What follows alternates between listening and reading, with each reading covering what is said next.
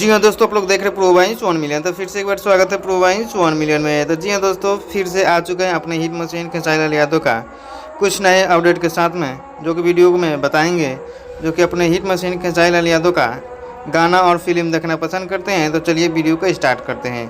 तो साथ में आप सब बता दें कि रानी एक्ट्रेस के आने वाले एक नए गाने के बारे में बात करेंगे, जो कि वीडियो को ध्यान से जरूर सुने। चलिए वीडियो को स्टार्ट करते हैं। तो दोस्तों, सबसे पहले आपसे बता दें कि कल 11 बजे जो खेसारी यादव का फिल्म का सुपरहिट डांस फिल्म हो रहा है रिलीज, और काफ़ी देखने में खूबसूरत है।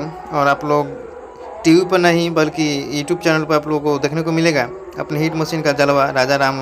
जैसे आप सबका आकांक्षा पुरी जी दिखाई देंगे, और उनका एक और भी गाना आ रहा है आकांक्षा पुरी जी के साथ में अन्नपूर्णा फिल्म से। बहुत जल्द आप सबके बीच में शूटिंग लोकेशन से कुछ तस्वीर निकल के आ रहा है, और आप लोग देख सकते हैं। और स्टार्ट भी हो चुका है, कंप्लीट भी होने वाला है। तो देखिए कब तक रिलीज होता है। जब तक रिलीज, जय हिंद जय भोजपुरी।